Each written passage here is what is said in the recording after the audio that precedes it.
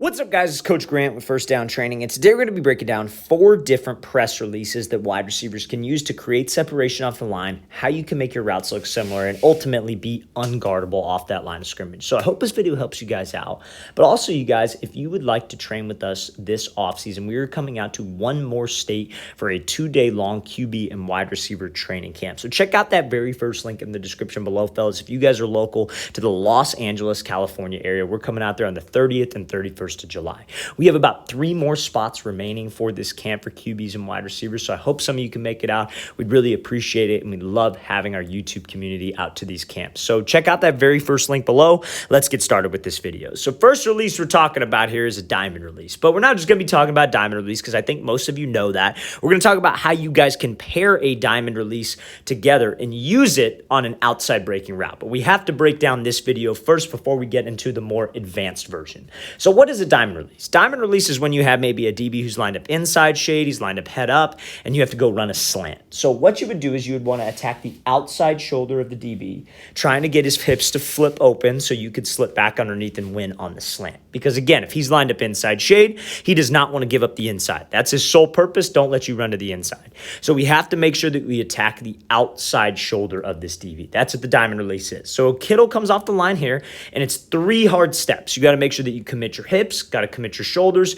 and we have to run hard. Everything about this needs to look like what? It needs to look like a fade. So that's what we do. So that's his first step, second, third. And when he plants, he uses this throw by so he could get that leverage and slip back underneath. So that is a diamond release. So now let's watch the thing again, full speed, and then we'll break down the next release that builds off of this diamond release and looks the exact same. So now this is a wide receiver that sends me a couple clips of film from Ole Miss. Now let's watch this full speed, and then we'll break it down. So he comes off the line, very similar release, but instead of doing the diamond, he gives that jab back to the inside.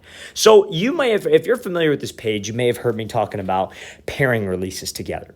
As you guys get older, whether you're in youth transitioning to high school transitioning to college, this DB position, or more likely the DB coach, gets smarter and smarter and smarter every year. So they're constantly looking for tendencies that a wide receiver might like to do.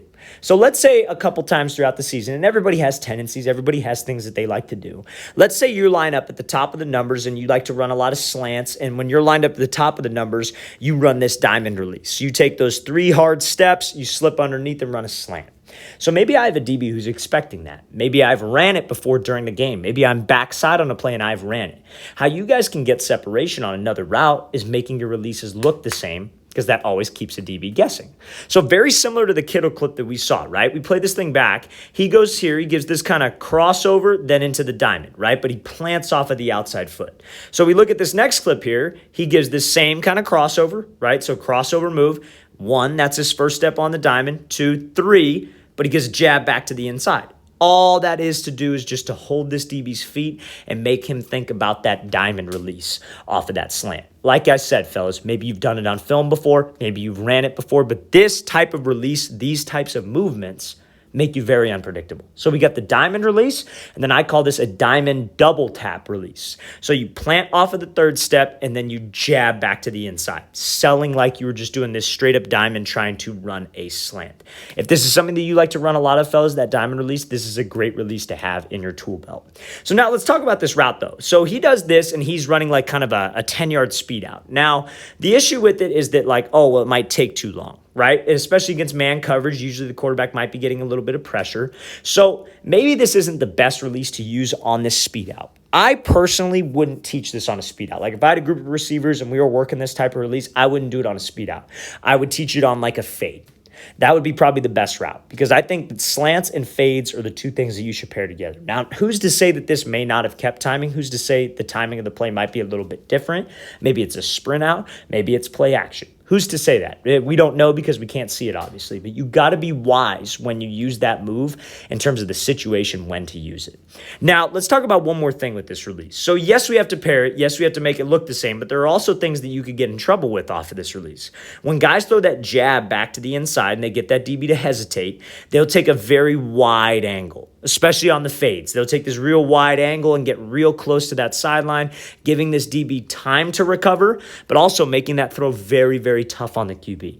When you guys do this diamond double tap, because you're already taking a wide angle, you have to make sure that when you get back up vertical, we are hip to hip with this DB, we push up, and we make this play. That is what we have to do, hip to hip, and give that QB enough space to throw us open with this diamond double tap release. Let's play this thing again, full speed. So again, fellas, another great example of how you guys can pair releases together to make yourself uncomfortable.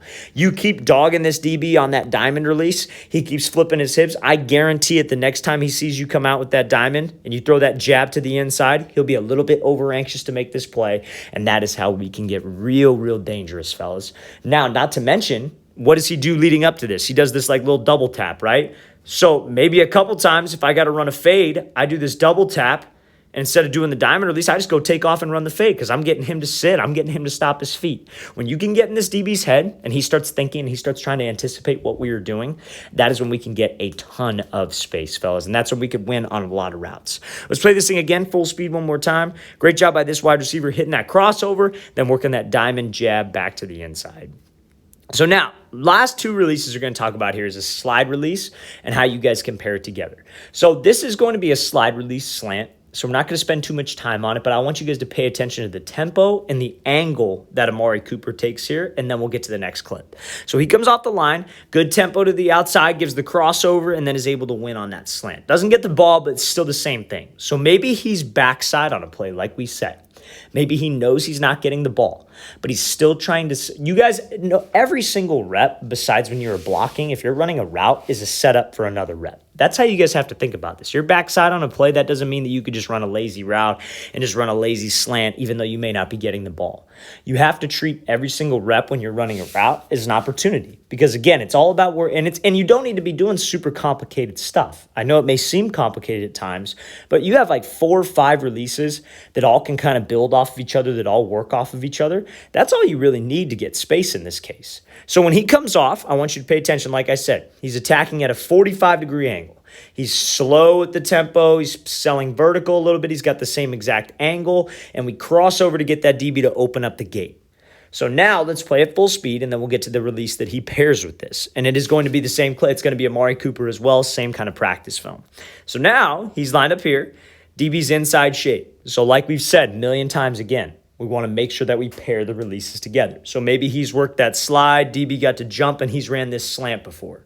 So now we want to try to use the same tempo, the same slide, and do something called a slide and go release. So he comes off to the sideline, or he comes off to the outside, I should say, slides, takes off. There's that, keeps that DB disciplined to the inside when we do this. So he comes off here, he attacks at the same angle, he makes the release look the same. It's the same tempo, it's the same angle attacking on a 45. So this DB has seen this before. Why do you guys think Davante Adams is able to get so much space? Because he does stuff like this. How many times have you seen him come off the line with that like hezzy skip where he skips and then he does a crossover and runs a slant? Then how many times have you seen him skip to the outside and just go beat the guy with speed? Because when we can get in his head and we can keep the DB guessing, that is when I could get a lot of space. So Cooper does exactly that. He comes off the line. He's making the release look the same. This DB is sitting inside and he is expecting that crossover move, that 1-2, and he wants to hold the inside leverage so this DB can pretty much run into us. So if we make the routes look the same, and I know that I'm doing this slide and go, I slide, then take off to the outside, that can get us a step or two on this DB. And at that level, when you have a quarterback who's talented, 2 steps or a step is a lot of separation, or can lead to a lot of separation like this out route does. Let's play this thing again, full speed one more time. Great job by Cooper sliding, taking the same tempo and the same angle to sell that slide crossover with that slide and go release. All right, fellas, I hope this video helped you guys out. I hope it taught you a few things that, is maybe new to you, some stuff that you could add to your tool belt, and the importance of pairing your releases together. And also, fellas, again, we have one more quarterback and wide receiver training camp this offseason. We are traveling out to Los Angeles, California next weekend. We have about 3 spots remaining in this camp. So check out that very first link in the description below, fellas. I'll see you guys next time.